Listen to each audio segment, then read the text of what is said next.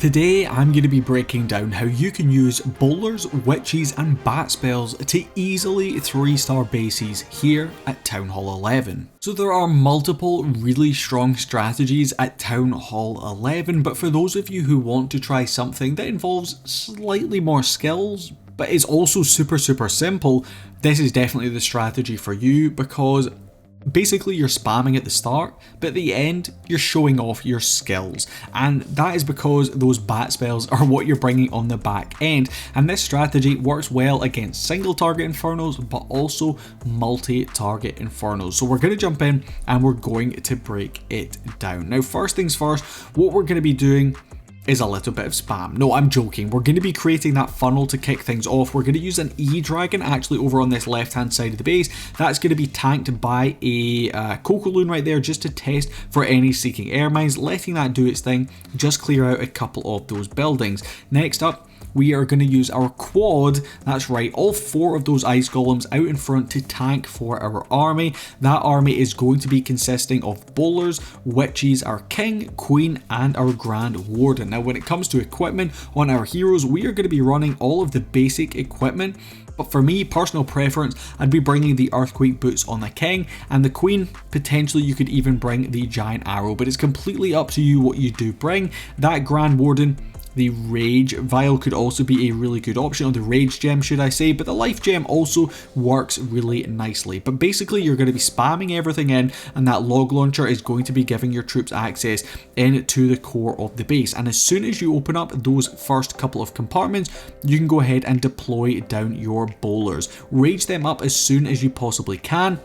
And then we're going to be using that Eternal Tome as you make your progress into the core of the base. That's going to help protect your troops from the enemy clan castle troops, as well as enemy heroes and potentially enemy defenses as well, of course. Now we're going to have those Valkyries coming out of the log launcher. Those are going to be giving you some serious heat in the core of any base. We're then going to be using the rage spell. That's going to give us access into some of these back end compartments, crushing through those walls or those Valkyries, and then we're going to be using a thing called a bat bomb. Now basically when it comes to our freeze spells, we're going to be freezing up any defenses that can do splash damage. So for us, that's going to of course be a multi-target inferno, but of course be any wizard towers. Now we have 3 freeze spells to protect up our troops, and do not be scared to use them. Use them as and when your bats start to feel a little bit risky. So you'll see right now our bats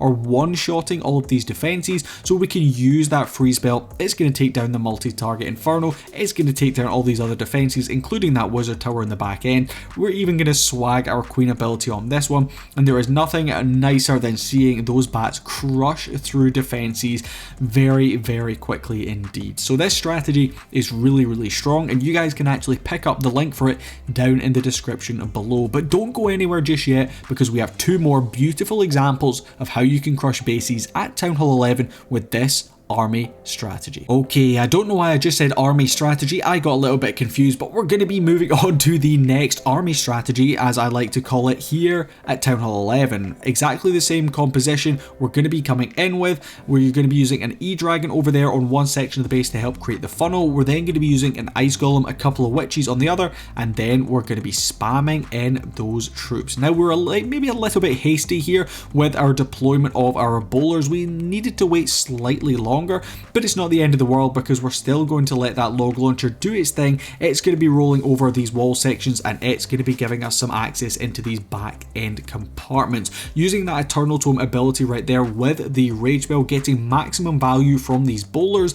They do have pretty low health, they're a little bit squishy, so while you have loads of them on the base, you're going to look to do maximum damage. Now if you have another rage spell left up, you can use a bat bomb just like we are right here. That rage spell is going to allow us to actually get through the multi-target inferno super quickly. Now be careful when you start to come in range of any of these other splash damage defenses like those wizard towers. You're going to want to of course use those freeze spells to try and protect your bats, but even if they do start to go down, it's not the end of the world, because typically you're going to still have some heroes or even some troops left up on the back end of this one. Luckily for us, we actually get some tanking for these bats on the back end, but this one again going to be absolutely dominant. Like I said at the start though, equipment on the king definitely would potentially bring those earthquake boots. That's going to give you, just if that log launcher doesn't quite get the value you're looking for, the earthquake boots are going to open up some of those back end compartments, just allowing your witches and boulders to push on through. And this one, 99%, the second and third star are going to be coming from the corner over here. Down goes the Town Hall, 1 and 2 more stars added to the board for, of course, that all important 3-star. Jumping into that third and final example, we've got a pretty interesting base here where we've kind of got that centralized Town Hall with the Eagle artillery in there as well. And on this one, we're actually going to be coming in, rather than from a flat section of the base, we're going to be coming in more from a corner. And that is so the log launcher can open up a few more compartments than if it was just opening up from a flat section of the base. But regardless, exactly the same thing. E-Dragon over on one side, creating the funnel with an ice golem and a couple of troops on the other, and then pushing right into the core. But when I say pushing right into the core, that potentially means wandering off to the wrong side of the base. But even though things might not quite go to plan, you're still going to be able to hopefully get plenty of value. So all of our bowlers and witches unfortunately walked off to that left hand side of the base, but regardless, because our Grand Warden ended up following them, we should still hopefully be able to pick off enough defenses that our Bat Wave or our Bat Bomb can get the value we need from them on the back end of this one. Queen, with her ability, hopefully should be able to pick off a couple of buildings here on the back end. King unfortunately going to go down there, but we're going to bring in that Bat Bomb. So freezing things up, we're then going to deploy down the freeze spells and be super careful. Oh, that back end wizard tower, it did get one shot off there, but luckily it didn't take down enough bats to cause us any issues, but it is still going to be a 3-star. Not quite going to plan on this one with multiple troops walking around the base, but it's going to be enough to pull in that 3-star regardless. The bats are super strong on the back end if you can get the value from your bowlers, witches, and those Valkyries in the log launcher. There's the final one, and there is the end of the video. Thank you so much for watching, guys. Feel free to go ahead and leave a like on the video and let me know down in the comments which spell is your favorite. Is it the bat spell? Let me know. But thank you for watching, and I'll catch you guys in the next video.